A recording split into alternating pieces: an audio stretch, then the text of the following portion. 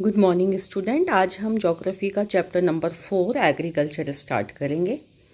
Agriculture chapter आपके class 8th में थोड़ा सा इंट्रोड्यूस किया गया था और आपके यहाँ इकोनॉमिक्स में जब हमने सेक्टर्स ऑफ इकोनॉमी देखा तो उस समय आपने जब प्राइमरी सेक्टर पढ़ा तो आपने देखा कि agriculture is the most important component of primary sector. Okay. In this slide, you can see some important fact about Indian agriculture. You know, India is a agriculture prominent country. Agriculture is India's biggest economic sector. It employs more than 50% of total workshop, and it was above 80% at the time of independence. हमारी country के 80% से ज़्यादा लोग agriculture and उससे related activities में engaged थे। अभी भी हमारी कंट्री का मैक्सिमम परसेंटेज एग्रीकल्चर और रिलेटेड एक्टिविटी में इंगेज्ड है, लेकिन धीरे धीरे ये परसेंटेज कम हो रहा है। Next, agriculture is very very important because it fulfils our food needs and you know food is our basic need. तो हमारी जो खाद्य आवश्यकताएँ हैं उनको एग्रीकल्चर सेक्टर ही पूरा करता है। Agriculture is very very important for the industries also, for the secondary sector also, for manufacturing, because most of the industries are agro based. They get their raw material from agriculture sector. तो ये जो slide है ये आपको fact के साथ साथ agriculture की इम्पोर्टेंस को भी बता रहा है। इसको हम बाद में थोड़ा और डिटेल करके भी देखेंगे। Like agriculture is contributing in the GDP of the country. Agriculture product जो हैं it is they are exported from the country. हमारा जो इंटरनेशनल ट्रेड है उसमें एग्रीकल्चर प्रोडक्ट का बहुत बड़ा उसका परसेंटेज होता है। पूरे वर्ल्ड में हम सेकंड नंबर पे हैं एग्रीकल्चर प्रोडक्ट्स को प्रोड्यूस करने के लिए।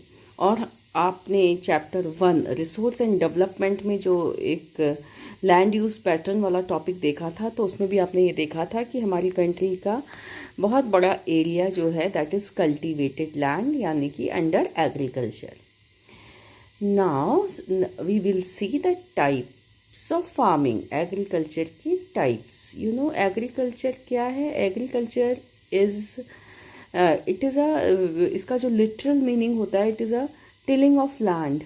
ठीक है, लैंड पर क्रॉप्स को प्रोड्यूस करना is agriculture. Tilling of land is agriculture. ये इसका बहुत छोटा सा एक मीनिंग है, और जब हम इसको लार्ज स्केल में देखते हैं तो इसमें बहुत सारे इसकी सब ब्रांचेज स्पेशलाइजेशन आ जाता है। एनिमल रेयरिंग, एनिमल हस्बेंड्री इसी में आ जाता है, प्लांटेशन अलग से इसमें आ जाता है। तो एग्रीकल्चर ये है जब हम लैंड को टिल करते हैं, उसकी खुदाई करके उसमें फसलें उगाने लगते हैं, इसी को हम एग्रीकल्चर या फार्मिंग कहते हैं। नाउ जो किस किस तरह की फार्मिंग होती है it will depend upon so many factors.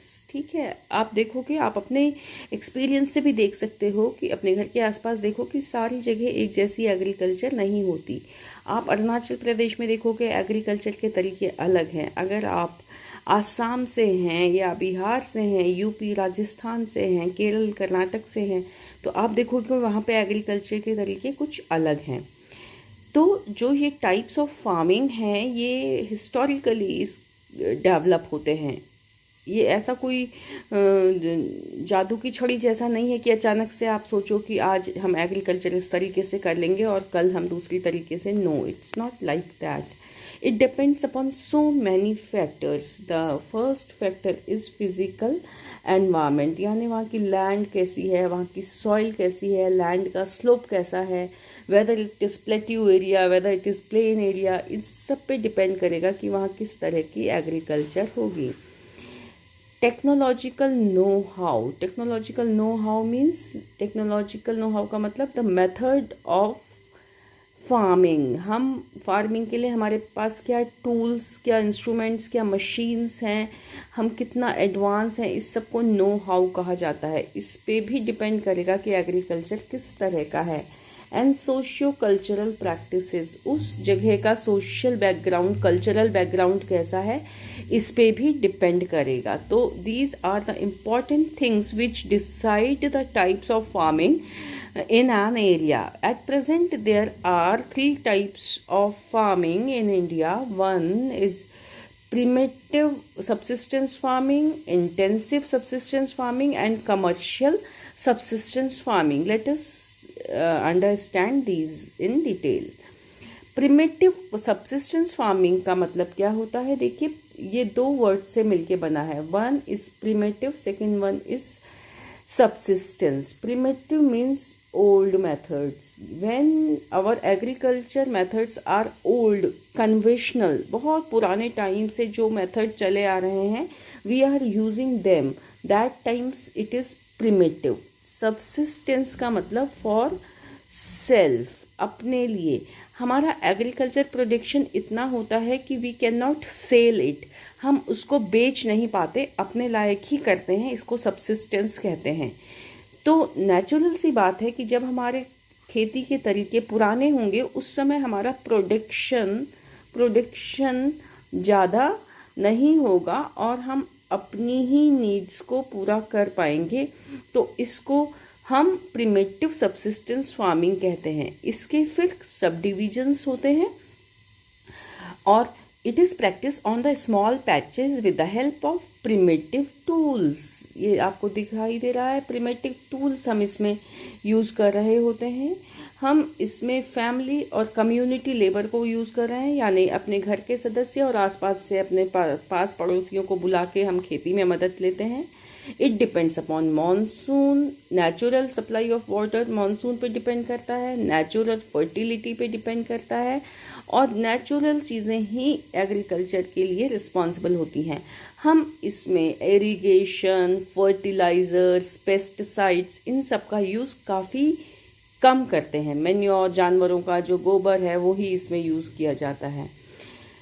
इसका जो सबसे कॉमन तरीका है वो होता है slash and burn. Slash and burn इस स्लाइड में आप देख भी सकते हो. देखो, आपने देखा कि ये क्या किया जाता है, उस एरिया में रहने वाले लोग ओपन लैंड को जला देते हैं. आपने देखा ये अरुणाचल में तो बहुत ही कॉमन है. ऐसे पूरा स्लोप में घास वगैरह जो लगी होती है उसको जला देते हैं और उसके बाद अपने छोटे छोटे टूल्स से, एनिमल्स की मदद से, आपस में फैमिली मेम्बर्स की मदद से ऐसे खेत बना दिए जाते हैं और इसमें फसल लगा दी जाती है.